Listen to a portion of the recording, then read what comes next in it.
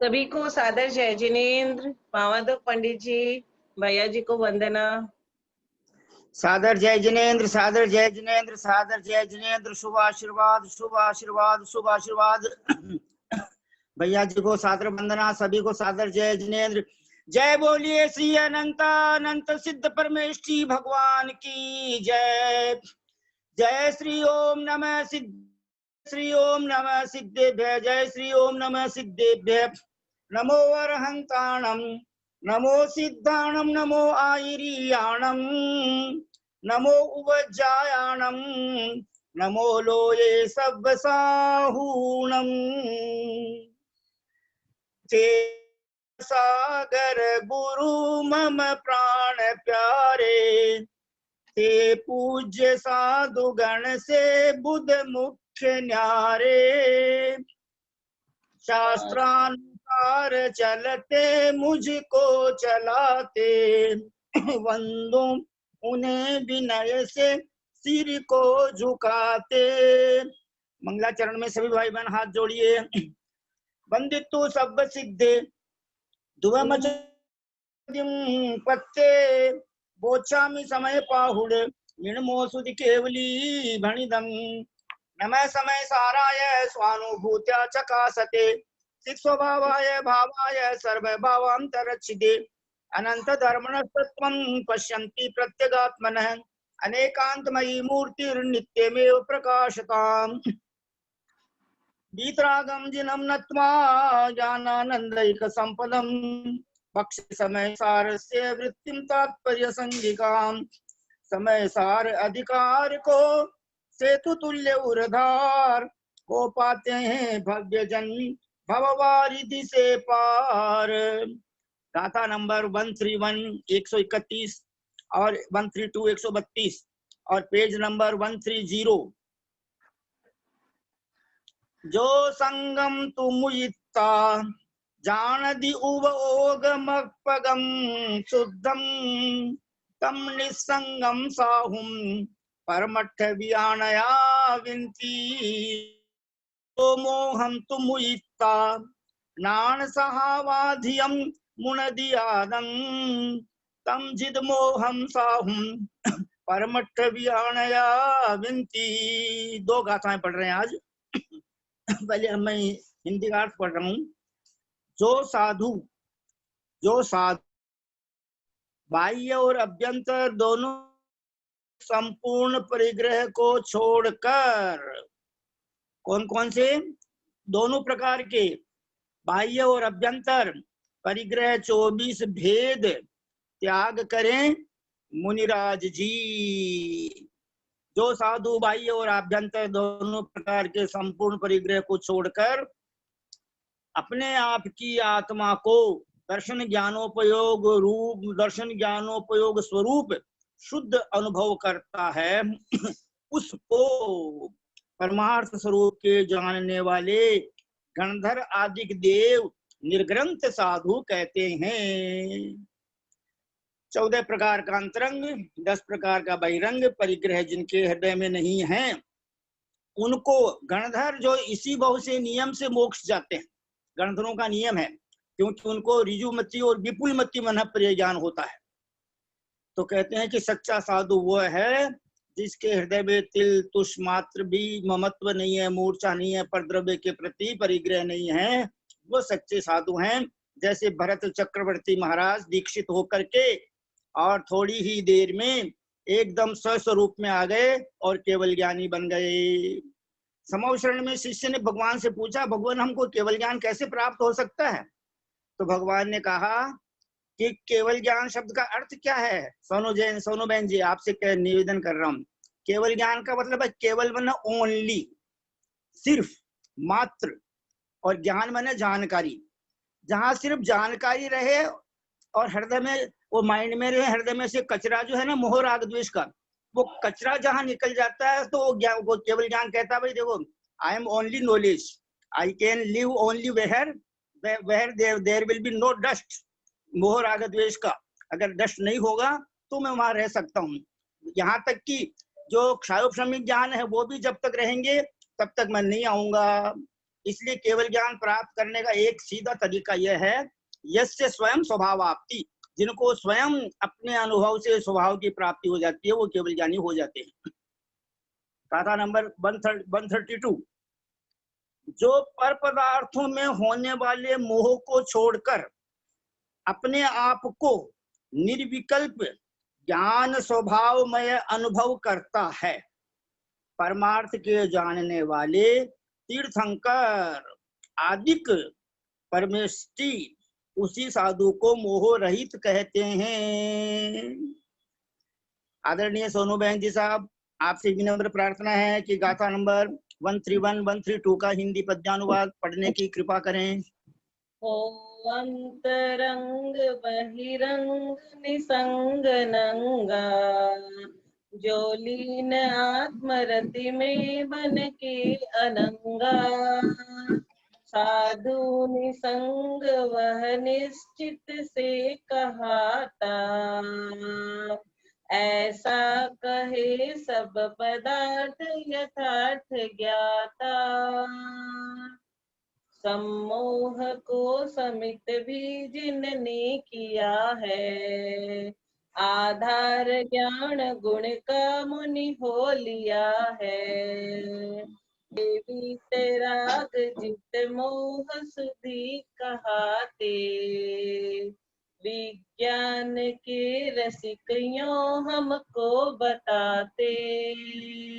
बहुत सुंदर, अति उत्तम। आजकल आप नियम सार भी प्रवचन कर रहे हो। धीरे धीरे आप प्रवेश, आपको समय सार का रहस्य भी समझकर प्रवचन करना है इस जीवन में। अब मैं परम आदरणीय जिनागम की आराधिका, सम्य ज्ञान की उपासिका, करुणान योग की महान जानकार आदरणीय परम आदरणीय ललिता बहन जी साहब से सादर विनम्र निवेदन करता हूँ, हाथ जोड़कर उनसे विनम्र प्रार्थना करता हूँ कि आज हमें आप काल लब्धि का महत्व इसलिए समझाने की कृपा करें कि जब मारीच था वो जीव, तो दादाजी तीर्थंकर थे और पिताजी चक्रवर्ती थे, चाचा जी कामदेव थे, बहुत सारे चाचा जी उनके गणधर परमेष्ठी थे, उनकी दोनों बुआ थी ब्राह्मी सुंदरी, वो समोषण में मुख्य गणनी आर्यका रत्न आर्यका माता जी थी। उस समय वो मारीच जो है सही रास्ते पर नहीं आया और एक शेर की पर्याय में जंगल में हिंसा करने की प्रवृत्ति में प्रवृत्त, उस समय उसको जो है सही मार्ग मिला। इसका मतलब क्या, ये काल लब्धि क्या चीज है, हम लोग कुछ समझते नहीं है और आपने करुणान योग का गहन अध्ययन किया है, इसलिए आप हमें इस बारे में समझाने की कृपा करें प्लीज। आदरणीय ललिता बहन जी साहब, आपसे सादर विनम्र निवेदन, सादर वंदना, सादर प्रणाम, सादर जय जिनेंद्र। केसी भाई साहब को सादर वंदना। पंडित जी साहब प्रणाम। पंडित जी सब कुछ जो जानता है ना, वही ये बात कहता है कि हम लोग नहीं जानते हैं। आप लोग, आप कितना आपका अध्ययन है, क्या है, ये आपको बताने की जरूरत थोड़ी है, लेकिन आपका बहुमान देने का स्वभाव है सबको, आप सबको बहुमान देते हैं, उसमें मेरे को भी दे देते हैं आप बहुमान। आपका कितना ज्ञान है आपको बताने की जरूरत थोड़ी है पंडित जी साहब। सबसे जितने भी पंडित जी साहब को प्रणाम। ग्रुप में जितने भी मेरे से बुजुर्ग और ज्ञानी हैं, उन सबको सादर पावा दो, बाकी सबको सादर जय जिनेंद्र। काल लब्धि, पंडित जी साहब, एक तो ये बात मेरे चिंतन में आती है, मैं कहीं पढ़ ही रही हूँ, जैसे उपादान, निमित्त, काल लब्धि, पुरुषार्थ, भवितव्यता, स्वभाव, होनहार, ये सारे शब्द उपादान के इर्द गिर्द हैं। अगर उपादान नहीं तो इन शब्दों की कोई सार्थकता नहीं, कोई औचित्य नहीं, कोई इनका बेस नहीं। ये सारे के सारे एक उपादान के ही आगे पीछे घूम रहे हैं। ये सारे के सारे जितने भी समवाय हैं, सारे उपादान में ही घट रहे हैं। ये उपादान ही है जो सबको लेकर के समग्र रूप से चलता है। एक उपादान में ही हम सब चीज घटाते हैं। अतः जो उपादान है वो तो सर्वोपरि है ही है। काल लब्धि घटाएंगे तो उपादान में घटाएंगे, निमित्त घटाएंगे तो उपादान में घटाएंगे, किसी का कार्य हो जाता है तो होनहार या भवितव्यता उसी में घटता है, उपादान में। और अगर हम पुरुषार्थ कोई करता है तो स्वयं उपादान उस पुरुषार्थ करता है। तो ये सारे जितनी भी चीजें हैं, तो उपादान का महत्व तो अपने आप में बहुत ज्यादा है। अब इसमें काल लब्धि अथवा निमित्त कितने कार्यकारी होते हैं, तो कुछ शास्त्रों का संदर्भ आपको सुना रहे हैं। सर्वार्थ सिद्धि अध्याय 2 से है। अनादि प्रश्न है कि अनादि से मिथ्या दृष्टि जीव मिथ्या दृष्टि भव्य के कर्मों के उदय से प्राप्त कलुषता के रहते हुए इन 7 प्रकृतियों का उपशम कैसे होता है? काल उत्तर दे रहे आचार्य काल लब्धि आदि के निमित्त से इनका उपशम होता है। सबसे पहली काल लब्धि का उदाहरण दे रहे हैं। कर्म युक्त कोई भी भव्य आत्मा अर्ध पुद्गल परावर्तन मात्र काल शेष रहने पर प्रथम सम्यक ग्रहण करने की योग्य होता है। इससे अधिक संसार संबंधी काल शेष रहने पर नहीं होता है। तो एक तो ये काल लब्धि हुई, काल लब्धि के परिप्रेक्ष्य में कथन हुआ। दूसरा कहते हैं काल लब्धि का संबंध कर्म स्थिति से है। उत्कृष्ट अथवा जघन्य कर्मों की स्थिति रहने पर प्रथमोपशम सम्यक का लाभ नहीं होता। माने उत्कृष्ट रहने पर भी नहीं होता और जघन्य कर्मों की स्थिति रहने पर भी नहीं होता। तब बोला किस अवस्था में होता है? तो अंतः कोड़ाकोड़ी होने के बाद ही सम्यक प्राप्त करने की स्थिति होती है। फिर कहते हैं काल ने के अनुसार आत्मद्रव्य की सिद्धि समय पर आधारित है। जैसे ग्रीष्म काल में आम अपने समय पर विपाक को प्राप्त होता है। अपने स्कूल में पढ़ते थे तब दोहा भी आता था, धीरे धीरे रे मना धीरे सब कुछ होय, माली सींचे 100 घड़ा ऋतु आए फल होय। कितना भी कोई खेती को कितना भी वो क्या कहते कोड़े उड़े, कितना भी कंकड़ पत्थर निकाले, कितना भी बीज बढ़िया से बोए, फसल तो तभी लगेगी जब उसका सीजन आएगा। वो भी काल लब्धि ही है। यहाँ कह रहे हैं कि भाई आप काल लब्धि को कैसे कहते हैं? लब्धियां तो 5 होती है। तो फिर इसमें ये कह रहे हैं सठ खंडागम का है कि जब जीव सब कर्मों के अंतः कोड़ाकोड़ी स्थिति बांधता है तब वह प्रथमोपशम सम्यक प्राप्त करता है। इस सूत्र में चारों लब्धि क्षयोपशम, प्रायोगिक, विशुद्धि और देशना चारों लब्धि का प्ररूपणा हो गया। ये धवला जी कह रही हैं। फिर काल धवला जी में यह कि काल लब्धि की कैसे आप प्रधानता करते हो? तो कहते जिस प्रकार स्वर्ण पाषाण शोधन सामग्री के संयोग से स्वर्ण बन जाता है, उसी प्रकार आत्मा काल आदि लब्धि के प्राप्त होने से परमात्मा बन जाती है। फिर करे मिथ्यात्व से पुष्ट और कर्ममल से सहित आत्मा कभी कालादि लब्धि के प्राप्त होने पर क्रम से सम्यक दर्शन, व्रत, दक्षता, कसायों का विनाश और योग निरोध के द्वारा मुक्ति को प्राप्त होता है आत्मानुशासन में। कार्तिकीय अनुपेक्षा में कह रहे हैं सर्व कर्मों के करने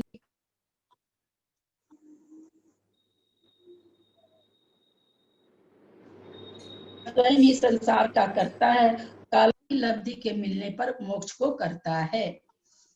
प्रवचन सार टीका में कह रहे अनंत काल में जो कोई भी सिद्ध सुख के भाजन हुए हैं या भावी काल में होंगे, वे सब काल लब्धि के बस से ही हुए हैं अथवा होंगे।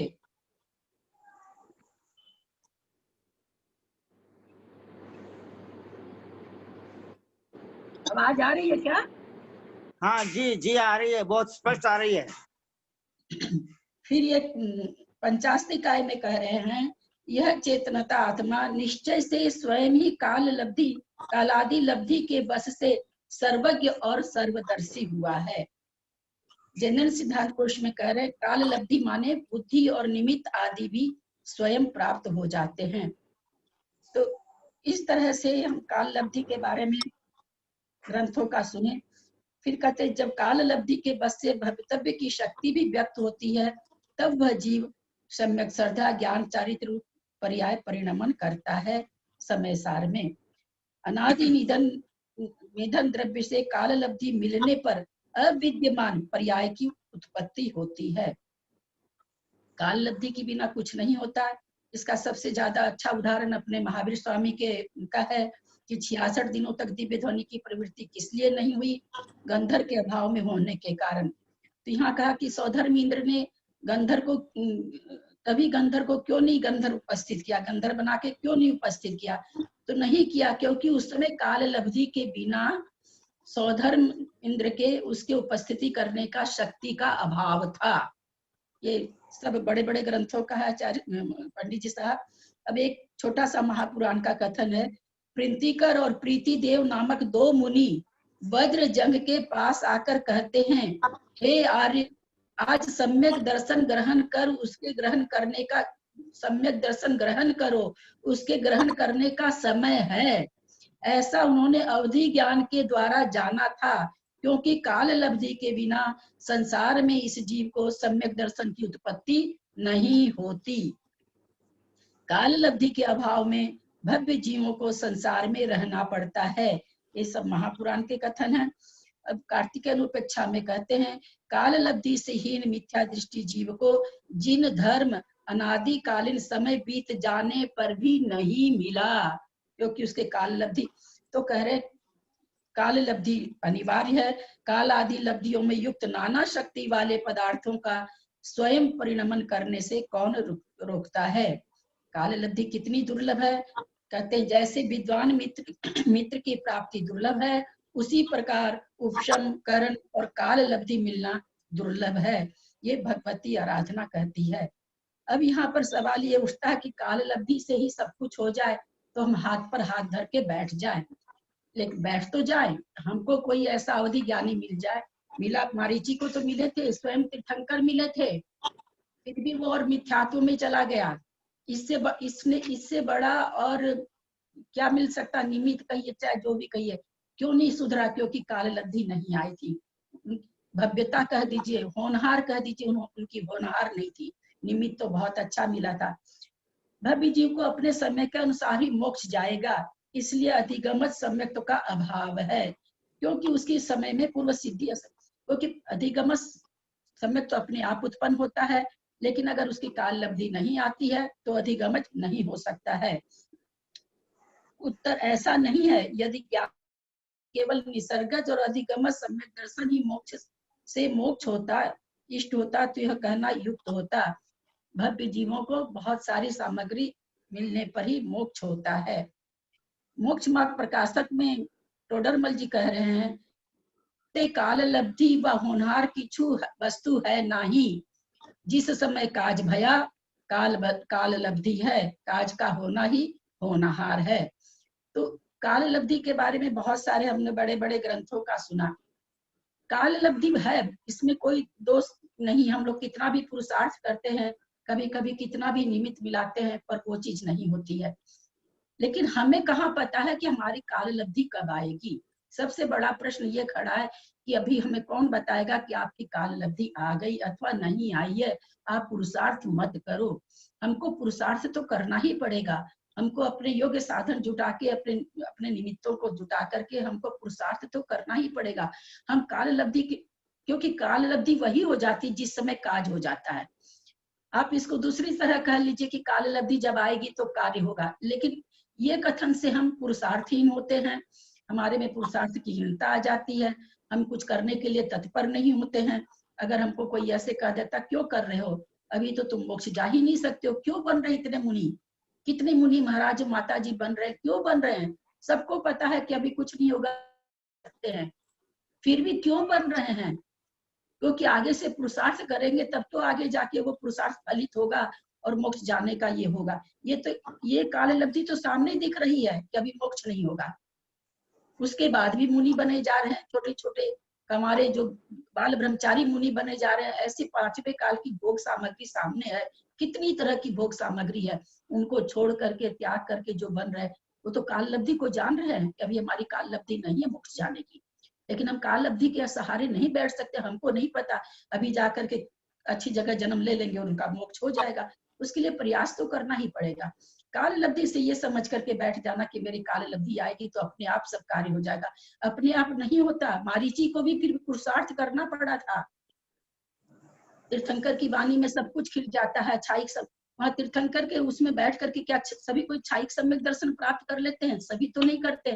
तो कह देते भाई काल लब्धि नहीं आई इसलिए, लेकिन किसने जाना है कि मेरी काल लब्धि आ गई?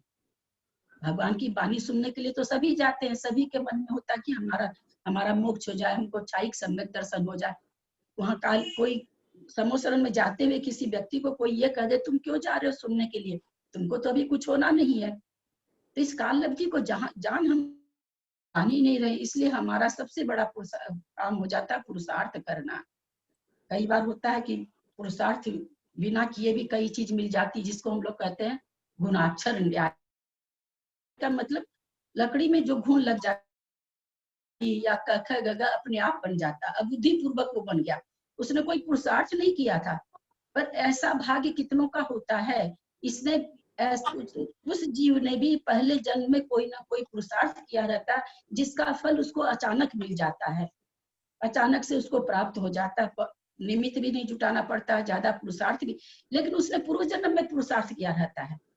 इसलिए काल लब्धि वहां ठीक है कि भाई जिस समय काज होना था उस समय काज हुआ, हम बहुत सारा निमित्त जुटाए उसके बाद भी कार्य नहीं हो तो हम संतोष करने के लिए है कि मैंने तो अपनी तरफ से सब कुछ किया, शायद मेरा समय नहीं आया था, शायद मेरी भवितव्यता नहीं थी, शायद मेरा होनहार नहीं था, इसलिए कार्य संपन्न नहीं हुआ। ये चीज हमारे मन के संताप को मिटाने के लिए है, न कि हमको बैठ करके निठल्ला बनने के लिए है, पुरुषार्थहीन बनाने के लिए ये बातें नहीं है। ये बातें केवल इसलिए है कि हमारे मन में शांति रहे, हम पुरुषार्थ करते हुए भी और अपने को अशांत नहीं कर पाए, हम अपने मन में शांति रखें कि नहीं भाई ठीक है, मेरा अभी समय नहीं आया था, मैंने पुरुषार्थ तो किया। पुरुषार्थ किया हुआ कभी भी व्यर्थ नहीं जाता है, कभी न कभी वो काम आएगा ही आएगा। इसलिए हमें पुरुषार्थहीन नहीं होना चाहिए। काल लब्धि से कोई नकार नहीं सकता। बड़े बड़े ग्रंथों का हम लोगों ने भी संदर्भ पढ़ा, बड़े बड़े ग्रंथों में काल लब्धि को स्वीकार किया गया, लेकिन हम लोग इतना ही इस पर चिंतन कर सकते हैं, हम अपनी काल लब्धि नहीं जानते हैं। हम लोग को हमेशा निरंतर पुरुषार्थ करते रहना चाहिए। आज उपादान भी सभी उपादान योग्य थोड़ी होते हैं।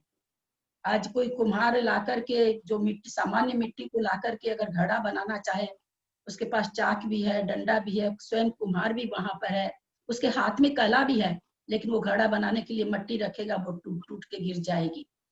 तो उपादान में योग्यता होनी चाहिए, तभी तो काल लब्धि भी काम आएगी, नहीं तो काल लब्धि कहाँ से काम आएगी। काल लब्धि भी अभव्य जीव है, उसको कितना भी देव शास्त्र गुरु का उपदेश मिले, कितना भी मिले, उसमें योग्यता ही नहीं है, वहां कहाँ काल लब्धि काम आएगी।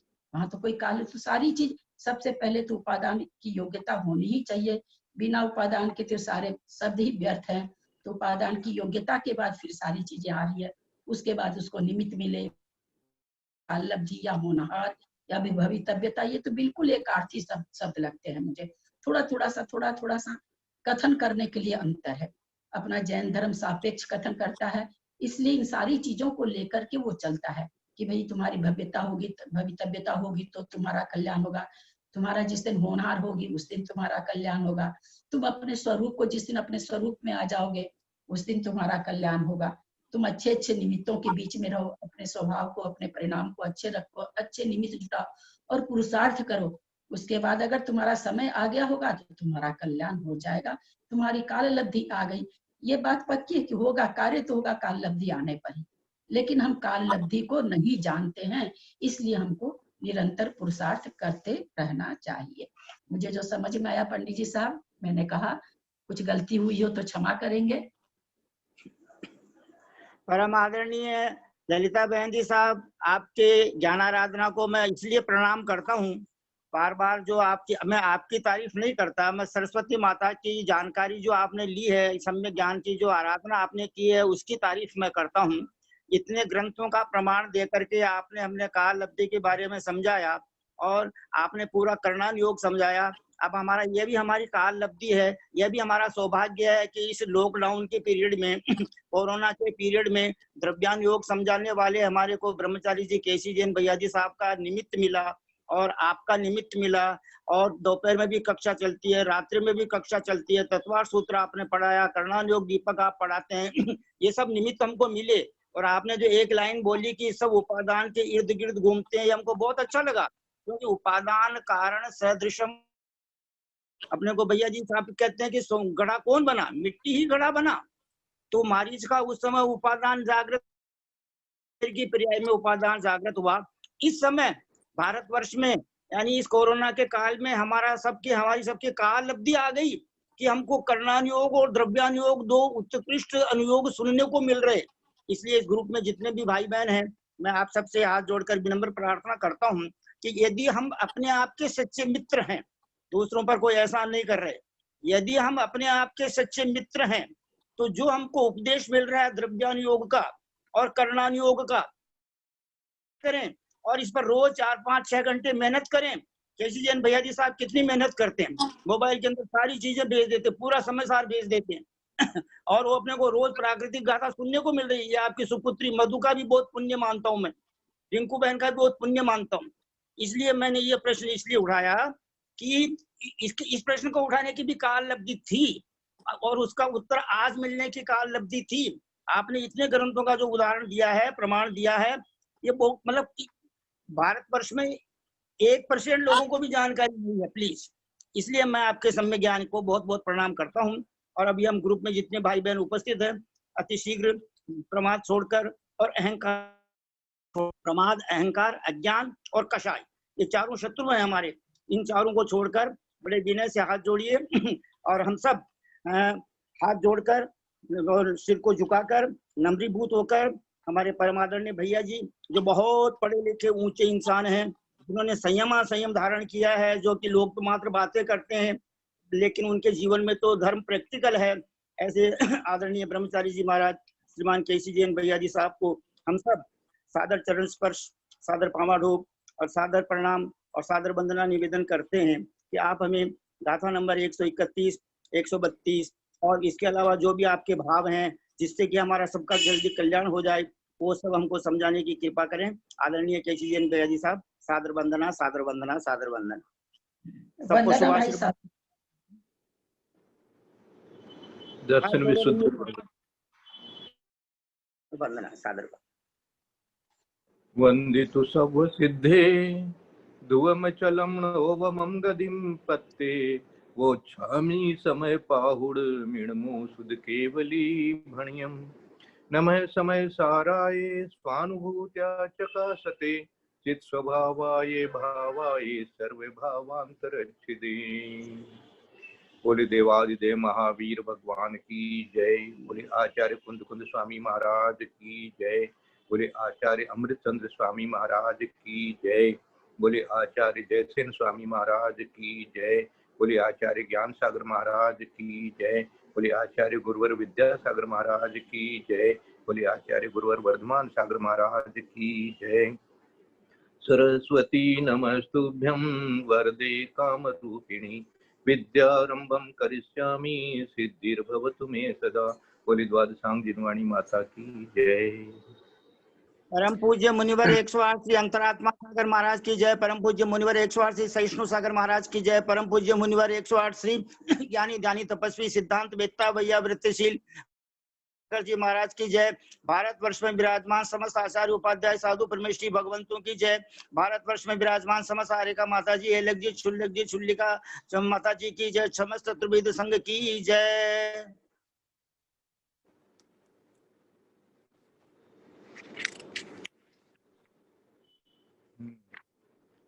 131वीं गाथा में आ गए, बहुत जल्दी जल्दी आ गए।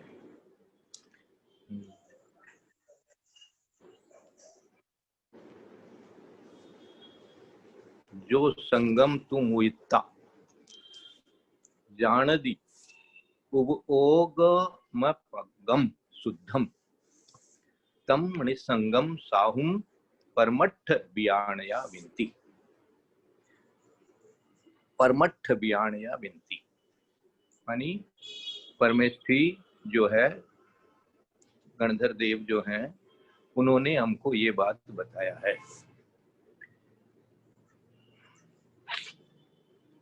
कहते हैं, कौन कह रहे हैं?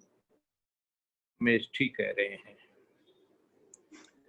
परमात्म स्वरूप के जानने वाले गणधारी देव, गणधर देव आदि सब कहते हैं। तो इसलिए ऐसा ही विश्वास होना चाहिए। और क्या शब्द प्रयोग किया इन्होंने? जो संगम तू मोइता। जो संगम, संगम मानी परिग्रह, संग, जो साथ में रहे वो संग, जो साथ में रहे वो संग। अब बड़े साथ में रह रहे हैं, बैग साथ में लटकाया हुआ है, चाबी लटकाई हुई है, ये सब बाहर से है। और क्या क्या साथ में ले रखा है? ये मेरा भाई है, ये मेरा मकान है, ये मेरी फिक्स डिपॉजिट है, ये मेरे पास बैंक बैलेंस है, हैं, ये मेरे सोना चांदी है, ये सब जो मेपना का जो भाव है ये भी आपके साथ है, इसलिए उसको संग कहा है। ये आपके साथ जो साथ रहे आपके, उसका नाम संग है, बस ये समझ लीजिए। जो भी आपके साथ वो सारा संग हो गया, इसलिए आप में रहोगे और किसी को साथ नहीं रखोगे, कोई आपके साथ में है ही नहीं, संसार में कोई आपका साथी है ही नहीं। ऐसा जब हो जाता है, जो साधु बाह्य और अभ्यंतर दोनों प्रकार के संपूर्ण परिग्रह को छोड़कर मोहिता मुक्त होकर छोड़कर जान दी, किया जाने अब क्या करें, ओगम अपगम शुद्धम।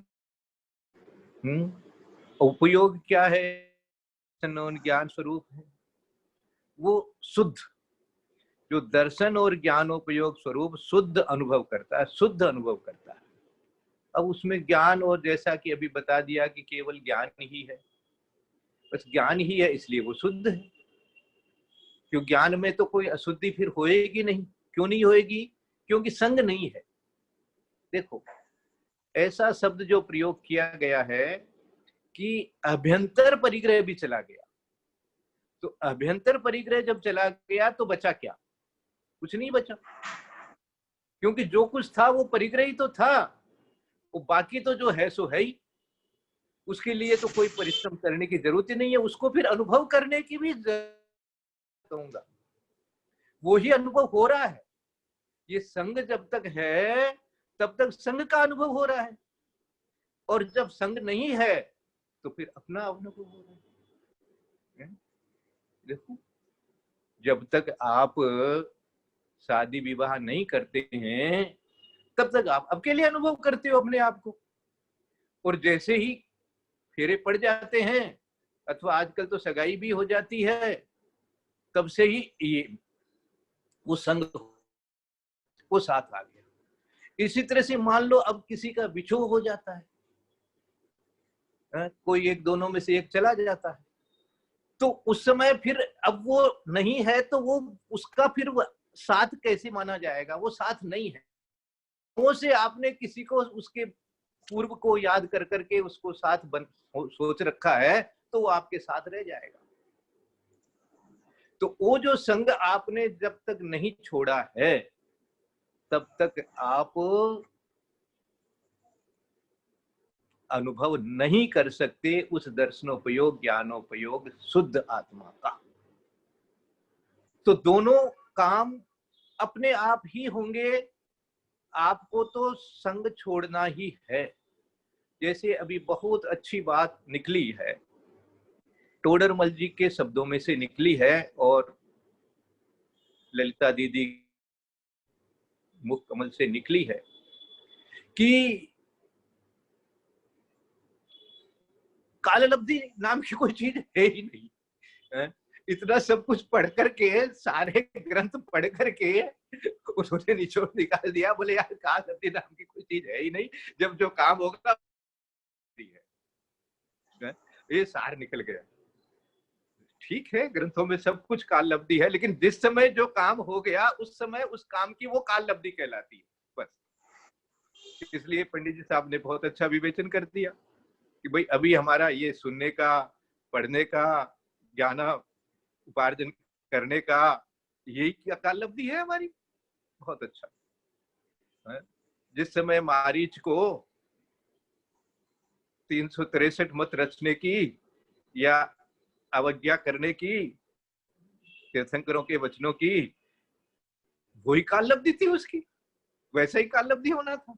तो इस प्रकार से फिर भी काललब्धि का जो वर्णन है, विवेचन है, उसको अच्छी तरह से अपने को सिरोधार्य करते हुए ज्ञान में लाना है।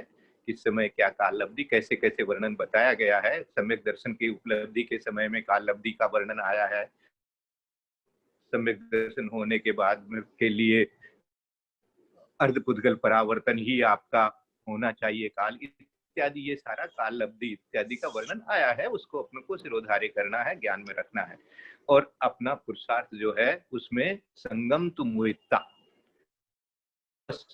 संग को छोड़ना। कि संग आप जितना छोड़ोगे, जितना आप अपने आप में आ जाओगे। सीधा सा फार्मूला है, आपको अपने आप में आने की जरूरत ही नहीं है ना। कैसे कहते हैं ना, लोक में कहते हैं लीव मी अलोन, अभी मेरे से बात मत करो, अभी मुझे मत छेड़ो, अभी मेरा डिस्टर्ब मत करो मेरे को, लीव मी अलोन। तो आपको ये बात कहने का कैसे मौका मिल गया, कैसे आपको ये बात समझ ज्ञान अपने आप ही कि अभी आप अकेले रहोगे तो थोड़ी सी शांति मिल जाएगी। ये स्वाभाविक चीज है, ये अनादिकाल से ऐसा ही बना हुआ है। धर्म, धर्म इसी को कहते हैं। अधर्म से धर्म में आने का यही तरीका है, लीव मी अलोन। अलोन, ये जो अलोन वाला जो है अपने आप में रहने का, इसी का नाम है संग को छोड़ देना। तो संग छूटा, अलोन हो गए, अलोन हो गए तो संग को छूटना ही पड़ेगा, छूटेगा ही छूटेगा। दोनों जो है वो अविनाभावी है, ऐसे समझ लो।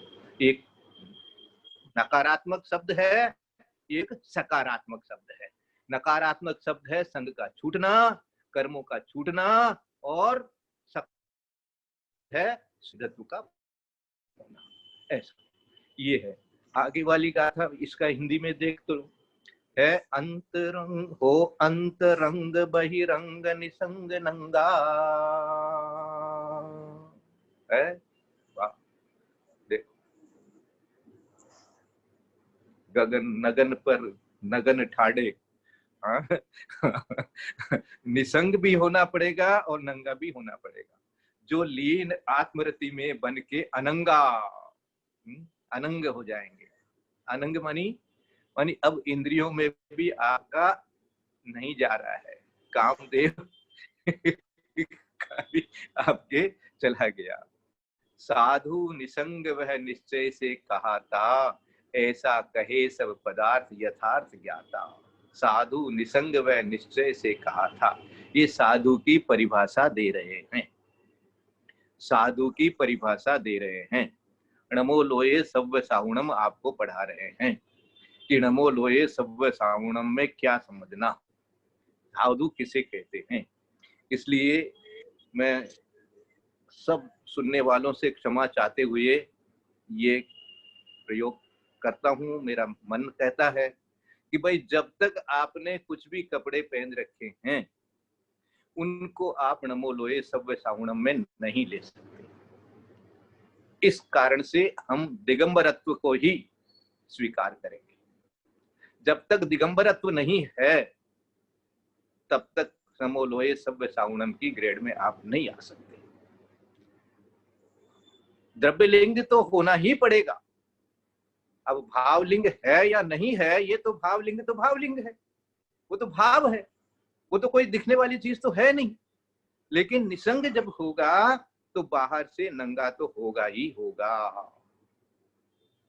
इस प्रकार का अपने को श्रद्धान अच्छी तरह से बना के रखना चाहिए, कहीं इसमें भूल नहीं करनी चाहिए। लोक में सबको लोग साधु का कह देते, ये भी साधु है, वो भी साधु है, ये भी साधु है। शब्द के लिए साधु शब्द प्रयोग करो सबके लिए, हमें किसी के लिए कोई आपत्ति नहीं है। आप भी साधु हो, साधु शब्द आपके लिए प्रयोग हो रहा है, हमें कोई आपत्ति नहीं।